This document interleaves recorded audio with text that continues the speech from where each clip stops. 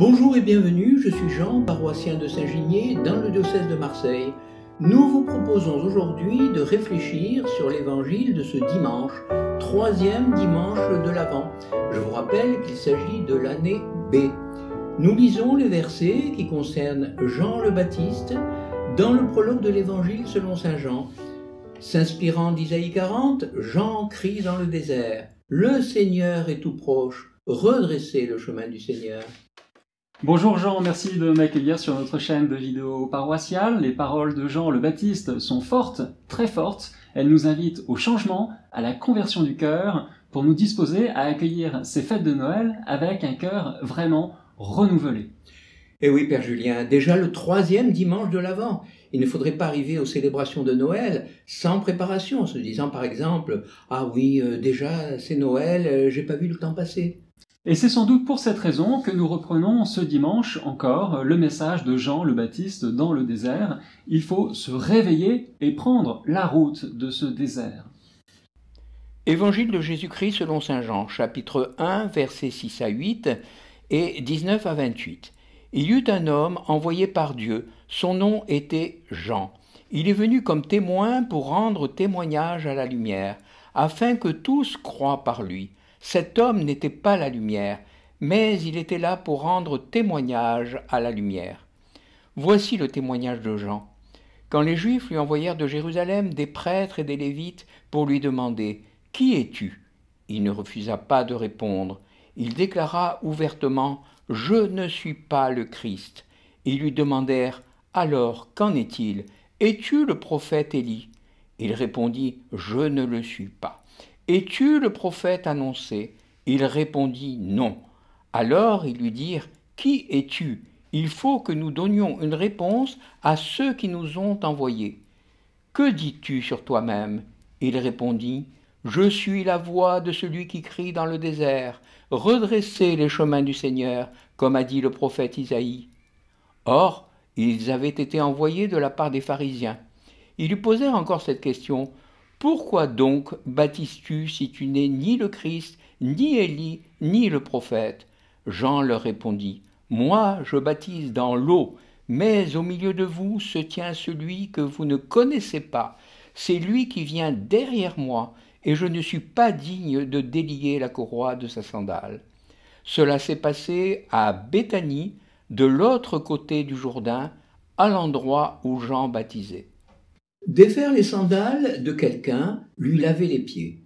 Un maître pouvait le demander, effectivement, au dernier de ses esclaves, et dans la mesure où l'esclave n'était pas juif. Et au sujet du Messie, Jean déclare « Je ne suis pas digne de délier la courroie de sa sandale. » Le prophète se situe donc en deçà du dernier esclave. Je ne suis même pas digne de lui défaire ses sandales. Quelle humilité vraiment! Et c'est très humblement que Jean se définit lui-même comme la voix qui crie dans le désert « Redressez le chemin du Seigneur », comme a dit le prophète Isaïe. Le prophète est une voix. Il ne cherche pas à retenir l'attention, il ne cherche pas les honneurs, la richesse, les titres de gloire, il ne veut pas forcément de disciples, il ne cherche pas à fonder quoi que ce soit, il n'est qu'une voix qui redirige vers quelqu'un d'autre que lui. Il s'efface complètement pour nous orienter vers le Messie. Je suis une voix criant dans le désert. Une voix, donc, j'imagine que ce n'est pas très clair dans l'esprit des foules qui ont fait le déplacement jusque dans le désert de Judée. Qu'est-ce que cette voix? Est-ce que ce Jean est un prophète, le Messie? Et c'est parce que les autorités de Jérusalem ne comprennent pas tout à fait le message de Jean et qui il est, qu'ils vont envoyer une délégation pour lui poser cette question « Qui es-tu » Autrement dit, est-ce que tu es le Christ? Est-ce que tu es le Messie? Dis-le-nous. Parce qu'effectivement, Jean a dit que le Messie était tout proche. Il l'a dit et répété à plusieurs reprises. Et rappelons-le, Jean est le personnage le plus charismatique de son temps. Il a plus d'audience que n'importe qui dans le pays. Alors, si le Messie est là, ça doit être lui. Effectivement, on se posait des questions. Qui est Jean? Un prophète?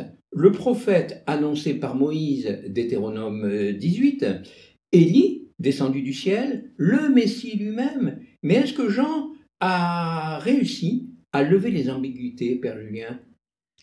Ce qu'il y a d'intéressant, c'est de voir qu'il y a plusieurs indices dans les écrits du Nouveau Testament qui nous montrent que non, pas tout à fait, l'ambiguïté demeure. Il y a notamment l'insistance de l'évangéliste Saint Jean qui tient à situer les deux personnages l'un par rapport à l'autre, et cela à plusieurs reprises. Jean le précurseur et Jésus le Messie. En Jean, chapitre 3, verset 29, Jean le Baptiste compare Jésus au marié et il se compare lui-même à l'ami de l'époux. Et donc, il dit, celui à qui l'épouse appartient, c'est l'époux. Quant à l'ami de l'époux, il se tient là, il entend la voix de l'époux et il en est tout joyeux. Telle est ma joie, elle est parfaite. Lui, il faut qu'il grandisse et moi que je diminue. Et puis des exégètes ont écrit que dans les premiers temps de l'Église, la distinction entre Messie et précurseur, entre Jean et Jésus, n'était pas tout à fait claire. Paul, par exemple, va rencontrer des chrétiens qui ont reçu le baptême de Jean, mais pas celui de Jésus. Ça signifie que Jean était plus connu que Jésus encore à l'époque. Replacé dans ce contexte, on comprend mieux la nécessité pour Jean l'évangéliste de bien préciser la différence entre les deux personnages et entre les deux baptêmes. C'est pour cette raison, j'imagine, Père, que Jean-Baptiste déclarait si ouvertement « Je ne suis pas le Christ ».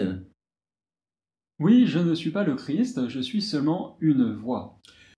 Une voix, mais pas n'importe quelle voix, la voix qui accomplit. Isaïe 40, verset 3-5. « Je suis la voix de celui qui crie dans le désert. Redressez le chemin du Seigneur, comme a dit le prophète Isaïe. » Voilà, et on n'a pas besoin de bulldozer ni de tractopelle pour redresser ce chemin, bien sûr. Il s'agit d'un chemin intérieur, d'un chemin spirituel. Isaïe et Jean le Baptiste parlent tous les deux d'une géographie spirituelle.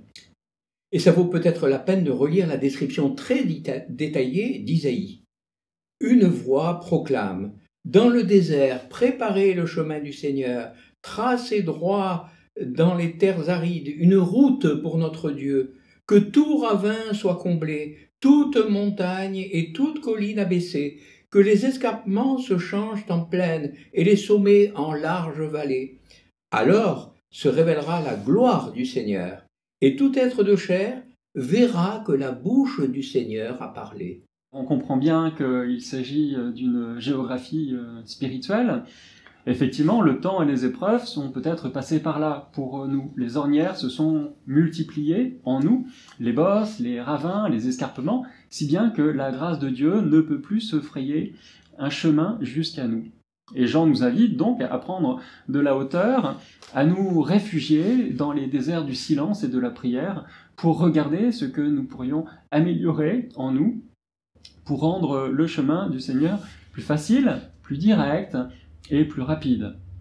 Alors nous pouvons abaisser, c'est vrai, les montagnes de notre orgueil, aplanir les ravins de la peur, redresser nos jugements à l'égard des autres, rendre droit nos comportements tordus, éviter les ornières de la violence, combler les escarpements du désespoir. Vous voyez, on a tous beaucoup de travail durant ce temps de l'Avent pour préparer au Seigneur un chemin bien droit pour que la grâce de Noël puisse nous rejoindre.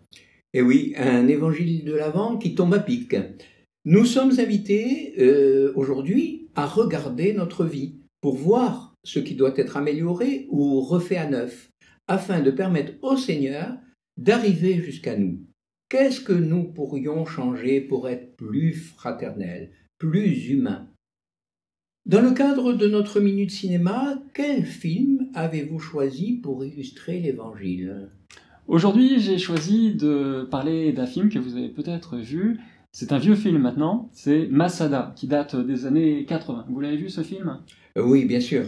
Il s'agit d'une forteresse en Terre Sainte, dans le désert de Judée, bâtie en 37 avant Jésus-Christ par Hérode le Grand. Voilà, et donc c'est de ce film Masada que nous pourrions parler. Donc c'est le titre d'un film en 4 épisodes, diffusé en France en 1983. C'est ce qu'on appelle un péplum, qui relate des événements bien historiques, c'est-à-dire le siège de la citadelle de Masada en Israël par les légions de l'Empire romain en l'an 73 de notre ère. Le siège a pris fin lorsque les armées romaines ont pu pénétrer dans la forteresse et ils ont découvert le suicide collectif des derniers résistants. Ils étaient 1 millier environ à avoir tenu pendant 3 ans.